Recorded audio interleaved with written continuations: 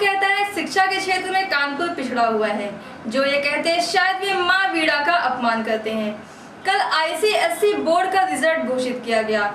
Gurukul steps के 11 बच्चों ने बाजी मारकर सबको चौंका दिया। कराची खाना कानपुर क्षेत्र के अनुपम जायसवाल की बेटी अमनी जायसवाल ने 98% अंक प्राप्त किए। अमनी बड़े होकर आईएएस ऑफिसर बनकर शहर का नाम रोशन करना चाहती है। गुरुकुल स्टेप्स की दूसरी छात्रा श्रेया अग्रवाल, जो डॉक्टर राजीव अग्रवाल की बेटी है, वह भी एमबीए करके शहर का नाम रोशन करना चाहती है। गुरुकुल कोचिंग सेंटर के प्राचार्य नीरज हेस्टिंग व शिक्षक विकास तिवारी ने कहा कि बच्चों को वे पढ़ाते कम है लेकिन संस्कार अधिक देते हैं। नहीं किया था। I was expecting between 80 to 85, not more than that. So I was quite a bit surprised seeing my percentage as 96.8. It was quite surprising for me. Did not expect that much. What you want to say about your parents' support and teachers also? Definitely, I don't have words to express their support. And what do you want to become next 2 years? Present my aim is IIT. I'll try my level best, and if not that, I'm preparing to complete my graduation and then aim for the civil services.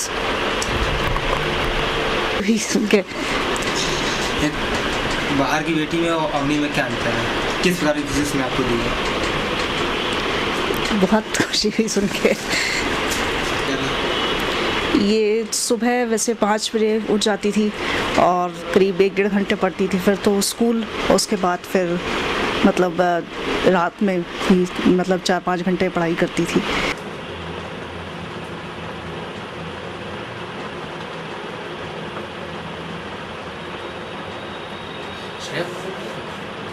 Shreya का number save ही नहीं किया, नाम आपका है क्या?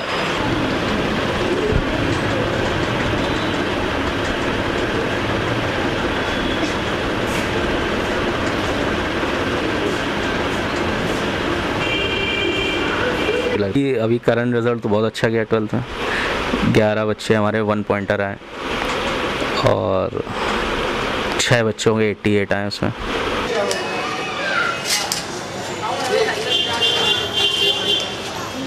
6% marks आए। I think sir Vikas sir का बहुत बड़ा कंट्रीब्यूशन रहा है। आई थिंक आजकल कोचिंग के अलावा आपको अपना टाइम डिवाइड करना होता है सारे सब्जेक्ट्स में, सिर्फ साइंस और मैथ्स के अलावा बाकी history, geography, history, geography, Hindi, सब में थोड़ा थोड़ा टाइम आप डिवाइड करेंगे। प्लस आप अगर if you start studying from the word go, if you study from the initial day and you keep studying till the last day, only then can you achieve the desired result. It's not like you study from 1 month before or you study the whole night before the boards and you'll crack 95%. And before the boards you just need to be relaxed and you need to be focused in what you study. It's not like that you mug up the whole book and you know every word in the book with the page number and you can get 98-99%. You need to know what to study, how to study, and how to produce it on a piece of paper.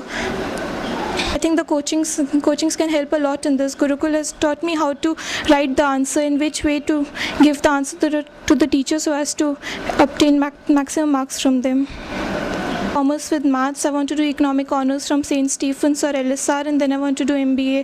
I think today science is not a dominating field anymore. I think commerce is gradually coming up and taking over, and I think it's a very good opportunity for all those, especially girls today, to take commerce instead of science, so that they can be relaxed, and with being relaxed they can shave off some of the pressure that's on them, on the science students, and they can do well in life.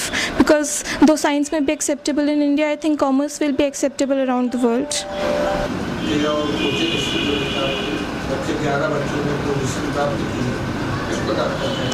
भाई देखिए, जो अध्यापक के रूप से मैं तो मैं यही कहूँगा कि हर अध्यापक अपने बच्चों में जीता है, और अगर ये 11 बच्चे जिन्होंने पोजीशन सिक्योर की है, इसमें बहुत बड़ा कंट्रीब्यूशन तो इनका खुद का है कि आज के युग में जहाँ चारों तरफ तमाम रंगीनियाँ बिखरी हुई हैं, उन रंगीनियों से आंखें मूंदे इन बच्चों का ये हमेशा फोकस रहते हैं, पूरा अपना 100% देते हैं, और इसका नतीजा है कि वो अचीव करते हैं। और यही फोकस बच्चे आज हमारे देश का कल का भविष्य हैं, यही इंडिया को लीड करेंगे, चाहे वो किसी भी फील्ड में हो।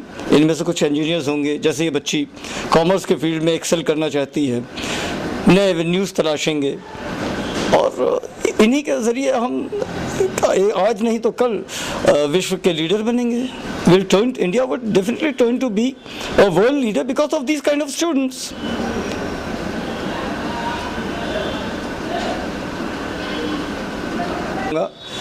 कि हर साल हमारे बच्चों का रिज़ल्ट ग्रो कर रहा है और डेफिनेटली अगले साल और ग्रो करेगा.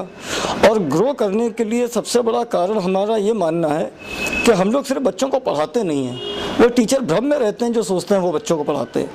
हम लोग टीचर कम, मोटिवेटर ज़्यादा हैं. हम मोटिवेट करते हैं बच्चों को कि उन्हें ज़िंदगी में एक्सेल करना है, क्योंकि मीडियोकर्स का ज़माना नहीं है.